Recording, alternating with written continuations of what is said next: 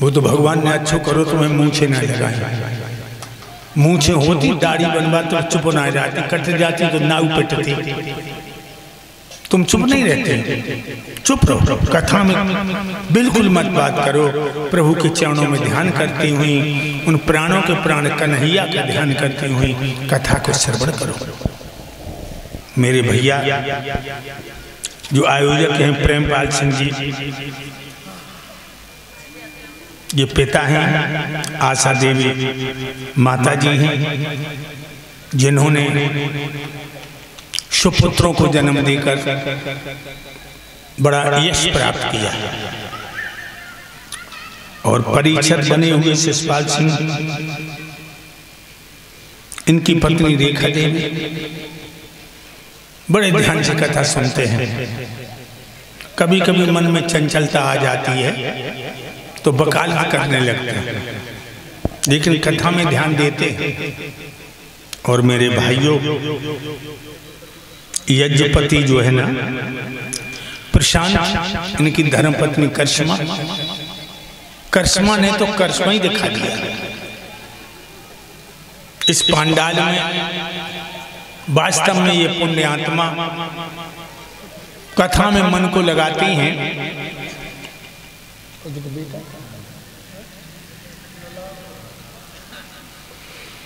करिश्मा देवी के बेटा, जिनका नाम तो नहीं याद है, इस बेटा ने हमारे गले में मुद्राओं का हार डाला। भगवान इस बच्चे की बहुत बड़ी उम्र हो। और प्रशांत भैया ने भी पुष्पों का हार डाल के हमें सम्मानित किया।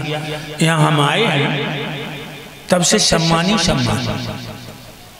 राजवीर सिंह भैया के यहाँ रुके हुए हम, वो भी बड़ी पुण्य आत्मा है। और उनके पुत्र प्रधान जी, वो तो वास्तव में जन सेवा में बहुत आगे हैं, जिनको मैंने देखा है कि अच्छी तरह से लोगों की सुनते हैं, अपनी सुनाते हैं। और क्षेत्र को उत्तम बनाने के लिए उनकी बड़ी उत्कंठा है। प्रधान जी जो हैं कर्मठ हैं, नौजवान हैं, और ऐसे कर्मठ नौजवानों की हमारे समाज को जरूरत है। प्रशांत तो करिश्मा की बात, इन्होंने गृह को छोड़कर बाहर से धन कमाया और यहाँ धर्म में लगाया। वास्तव में ये पति पत्नी दोनों सीताराम जैसी जोड़ी है। भगवान का सुहाग अमर रहे करिश्मा का। मेरे भाइयों, ऐशा न विद्या तपो न दानम ज्ञानम न शीलम गुणो न धर्मा ते मृत लोके भूभार भूता मनुष्य रूपेण मृगाचरण। जिसमें विद्या नहीं है, भजन करने का समय नहीं है, दान में श्रद्धा नहीं है, हृदय में ज्ञान नहीं है, आंखों में शील नहीं है, वो मनुष्य होने पर भी पशु है। ध्यान रखना। आहार निंदा भय मैनुता समात्म पशु नारायण। भोग भोजन नींद और भय, ये पक्षियों को डगो है। तुम सुबह उठते हो, खेतों की तरफ चले गए, लौट के आए, पत्नी ने नाश्ता बना दिया। सुअरियों सवेरे जगी, बामे गली को चक्कर लगाओ, बाऊ नाश्ता कर लो। तो मैं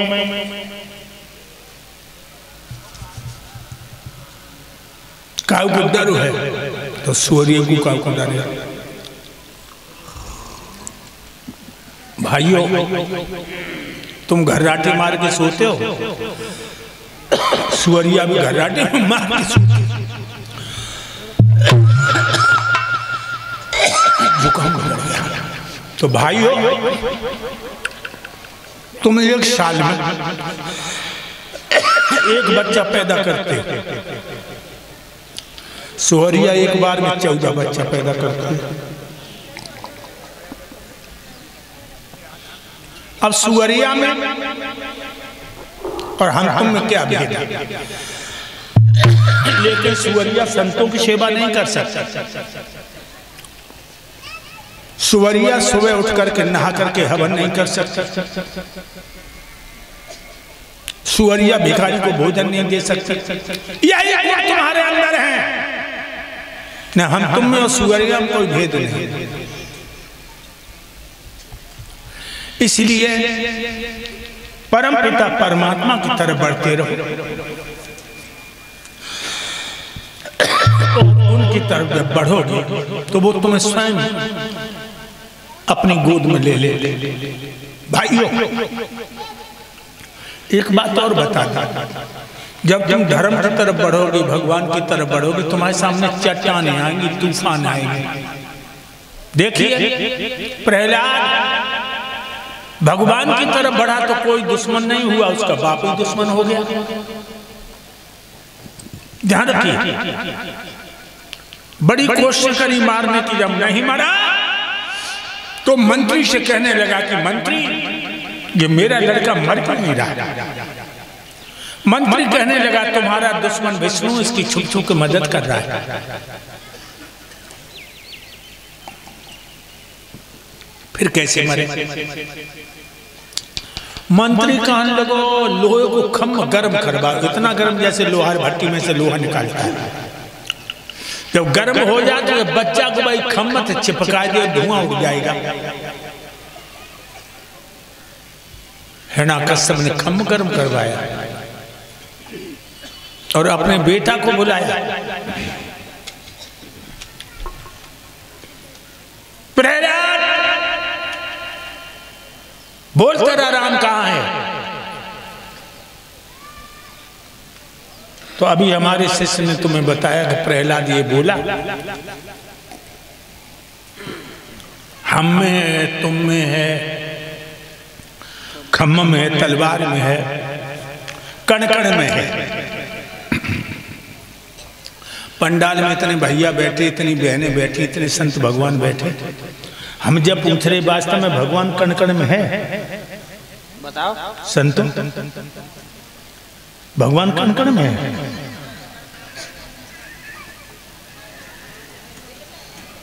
बहनाओ, भगवान कण कण में है?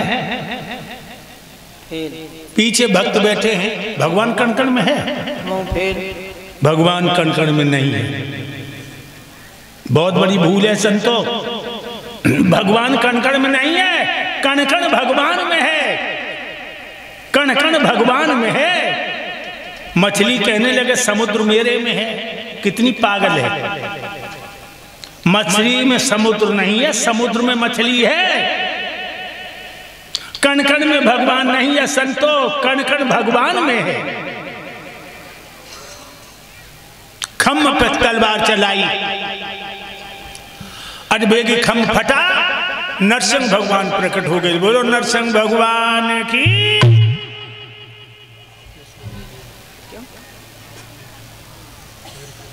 चार भुजाएं हाथी जैसे सूंडे, सर शेर का, नीचे का धड़ मनुष्य का, लपलपाती हुई जीव, आंखों में शोले धड़क रहे। और मेरे प्यारे भक्तों, लंबे लंबे नाखून, बड़े बड़े दांत, हिरण्यकश्यप को दबोच लिया। कैसे? जैसे बाज छोटी बटेर को दबोचता है। उसने वरदान मांगा था, न भीतर मरू न बाहर। भगवान ने देहरी में डाल लो। देखो खिलाड़ी के सामने तुम्हारी सारी खेल की लीला समाप्त है। देहरी में डाल लो। ऊपर मरे न नीचे, न ऊपर नीचे मन घुटन में डाल लो। बाहरी खिलाड़ी। उसने वरदान मांगा, ना दिन में मरू ना रात में, ना दिन है ना रात है, शाम का वक्त है। उसने वरदान मांगा, ना नर से मरू ना पशु से। भगवान कहने लगे बोल मैं नर हूं का पशु? हिरण्यकश्यप बोला महाराज ये तो सृष्टि में पहली बार देख रहा हूं। तूने वरदान मांगा था कि 12 महीना में 1 महीना में न मरूं, 1 महीना, तो मैंने 3 साल में एक तिथि की हानि करके तेरे लिए 13वां महीना लोंड को बना लो। ध्यान रख, तूने वरदान मांगा था हथियार से न मारू। देखो हथियार है नहीं, लंबे लंबे नाखून, भक्तों बे नाखून बन छाती में घुस दे देना नाथ ने, तरबूज 2 फाके हो गई, हिचकी आई, तड़पा, मर गया, सोई लाश फेंक। प्रहलाद कांप रहे हैं, भगवान ने प्रहलाद को गोद में ले लिया और भक्त को भगवान चाटन लगे। समझो बहना, तुमने अपन लला का मुंह चाटो, ये करसमा सुन रही कि ना सुन रही? तूने अपन लला का मुंह नहीं चाटो, गाल चूम ले, ओठ चूम ले, नाक चूम ले, आंखें चूम ले, लले चाटो ना। भक्त भगवान को चाट रहे, वो कह रहे ऊदम नहीं, बैठ जाओ। अग्नि में जलायो तो ये गिर से गिरायो लाल, और कमी नहीं राखी मेरे पूत को सताने में। अग्नि में जलायो तो जहर भी पिलायो तो, और कमी नहीं राखी मेरे पूत को मिटाने में। हाथ से कुचलायो तो समुद्र में फेंकायो तो, कमी नहीं राखी मेरे लाल को रुलाने में। मोको चूम चूम चाट चाट बोले प्रभु क्षमा करिए लाल, मोको देर हो गई आने में। कहने लगे बेटा हमें देर हो गई। प्रहलाद को नीचे उतार दिया, घुटनों के बल बैठ गए, तो बाकी आंतें नोच नोच के हना कश्यप की बाहर फेंकने लगी, कलेज नोकने लगे। आंखों में ज्वालामुखी फट रही है, जिधर देखते हैं देवता भयभीत होकर कांपने लगते, शेर की तरह दहाड़ रहा।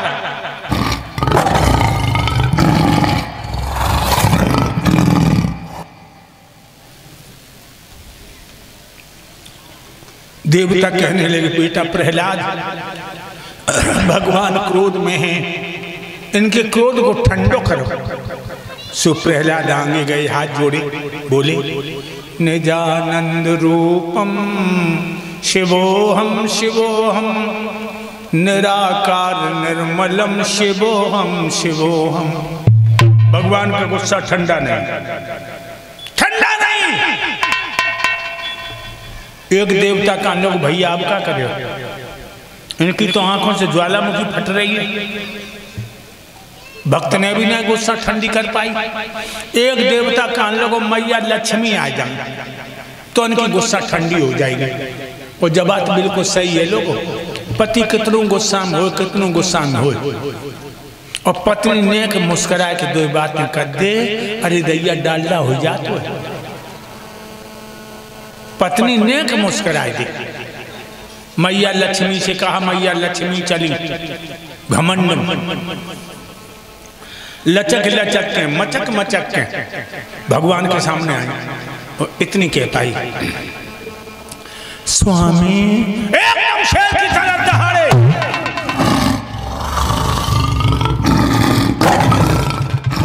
ओ मैया लक्ष्मी लौट की भागी, पीछे देखती जाएं भाजती जाएं, देखती जाएं भाजती जाएं।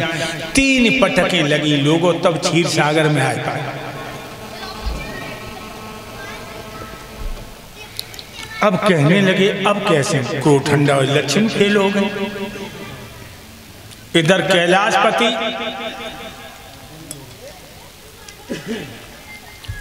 बोले बाबा,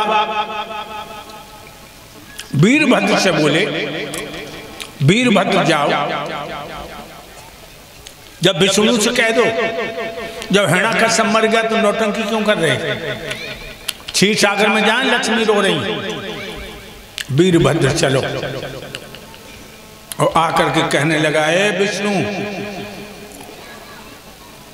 हमें तुम्हारे नाती शिव ने भेजा है। जब हिरण्यकश्यप मर गए तो अब बेकार की गुस्सा क्यों दिखा रहे? जाओ शीशा कर। नरसिंह भगवान बोले वीरभद्र, इस समय मैं कालों का भी काल और मौत की भी मौत हूं। वीरभद्र कान लगो महाराज, जब तुम सुअर बने थे, जब सूकर बने तुम, तब हमने तुम्हारी खाल खींच दी थी। बात है बुरी मौत दूंगा मैं तुम्हें। सोई नरसिंह भगवान वीरभद्र पर झपटी। श्री सुखदेव जी बोले, हे राजा परीक्षित, वीरभद्र ने अपनी पूंछ बढ़ाई। शिषपाल, कहां चित्त हो तुम? पीछे का देख रहे? वीरभद्र ने क्या करूं बताओ? जब नरसिंह भगवान टूट पड़े तो वीरभद्र ने क्या किया? अब जब तो दो, तुम तो पीछे देख रहे। जब माया है और जब माया भ्रमित कर देती, पीछे मत देखो। हम तुम्हें देखें, तुम हमें देखो।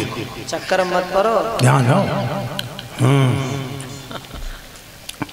पूंछ बढ़ाई और नरसिंह भगवान को लपेटे लो, आसमान में उड़ा ले गया। पटका वहां से, फिर ले गया, फिर पटका, फिर ले गया, फिर पटका। चौथो पटका लगो, नरसिंह भगवान का प्राणांत हो गया, मर गए। वीरभद्र ने खाल उतार ली और वही खाल जाकर भगवान भूतनाथ भोले बाबा को दे दी। भोले बाबा जिस बागंबर पर बैठ करके डमरू बजाते हैं, सूल में समाध लगाते हैं, ये वही नरसिंह भगवान की खाल है। हिरण्यपुर के राजा प्रहलाद हो गए। प्रहलाद की 2 शादियां भाई, 2। छोटी रानी जब 3 लला, वे ऋषि बन गए, महात्मा बन के चले गए। बड़ी रानी से एक लड़का एक लड़की, लड़के का नाम विरोचन। ये विरोचन भी बड़ा धर्मात्मा था। एक बात और बताएं, क्योंकि माता पिता धर्मात्मा होते हैं, बाकी बच्चे भी धर्मात्मा होते हैं, दिमाग में रखना। अच्छे माँ बाप के बच्चों तुम गली में पहचान लियो, गली में अच्छे माँ बाप के बच्चे गली में खेल रहे होंगे, तुम्हें देख के खेल बंद कर देंगे, हाथ जोड़ के नमस्ते करेंगे, समझ लेना इनके माँ बाप सुलझे हुए हैं। एक गांव में हमारे दोस्त मर गए, सो हम गए उनके द्वारे। गली रहे छोटी, गाड़ी ना पहुंचे। उन ड्राइवर से लल्ला तुम यहाँ खड़े रहो, हम पैदल ही निकल लिए। जो पैदल अंगेला बड़े हुए गली के नुक्कड़ पहुंचे। अरे दैया गाँव की बच्चा खेले, एक दूसरे पे धूल मारे, गली में अंधेरों हम खड़े हो गए। सोचने लगे हमें देख के धूल मारना बंद कर देंगे, बच्चा नहीं रुके। तो हमने कि लाओ इनसे नमस्ते करें। हमने कि बच्चों नमस्ते, तो सब बोले आई आई आई आई आई आई। और हमें पीछे भाग दी, आई आई आई आई, शादी वाले आई आई। हमें शादी वाले बताने लगे। तो ध्यान रखना लोग, अच्छे माँ बाप के बच्चे गली में पहचान लोगे। विरोचन भी बहुत धर्मात्मा राजा थे। एक बार इंद्र ने इनकी परीक्षा ली। इंद्र बनाए बूढ़ो ब्राह्मण बनियो, गाल पिचकिया, आंखें ठसियाई, मोपो पलो, कमर कमान हो गई और कांपत हुआ बोला, हे राजा विरोचन, मुझे असमय में बुढ़ापे ने घेर लिया। मेरी ब्राह्मणी जवान है, वे हमें छोड़ के भाग जाएगी। तू अपना जोबन हमें दे दे, मेरा बुढ़ापा ले ले। विरोचन ने अपना जोबन इंद्र को दे दिया, बुढ़ापा ले लिया। सो इंद्र कहने लगे, धन्य हो विरोचन, जैसे तुम्हारे पिता थे तुम वैसे ही निकले। लेकिन 13वां देवासुर संग्राम हुआ। 13वां देवासुर संग्राम में विरोचन मारे गए। 13वां देवासुर संग्राम कहां हुआ? ये मंदोदरी के बहनोई से हुआ। मंदोदरी के बहनोई का नाम है सम्मत और बाकी बहन को नाम है माया। माया के पति से हुआ, जिसमें देवराज इंद्र, वरुण, कुबेर, राजा दशरथ, केकई उसी लड़ाई में गए थे जब वरदान दिया राजा दशरथ ने कि वरदान मांग लो। क्योंकि जब सम्मर के सामने युद्ध हो रहा था संबर बलवान था, उसने 27 बाण दशरथ के मारे। दशरथ बेहोश हो गए और घोड़ा हाँकने वाला, रथ हाँकने वाला साथी मार दिया। उस समय कैकेयी पीछे रथ में थी, देखा मेरे पति बेहोश हैं, 27 बाण लगे हैं। घोड़ों की बागें संभाली और रथ को दौड़ा दिया। 6 कोस निकल गई। फिर झाड़ी में रथ खड़ा कर लिया और बाण खींचा और मुंह लगा के घाव चूस के जहर कुल्ला कर दो। घाव चूसे कुल्ला करें, घाव चूसे कुल्ला। 27 घाव चूस ले। सोई दशरथ ने आंखें खोल दी। लोगों, औरत में बड़ी ताकत होती है, मैंने तुम्हें बताया। इसीलिए कभी अपनी पत्नी का अपमान मत करना। प्रशांत, सुन रहे हो? और तुम भी सुन लो, क्योंकि तुम्हारी पत्नी ने हमसे शिकायत की है। कभी भी तुम तड़ाक इस तरह की बात नहीं करनी चाहिए।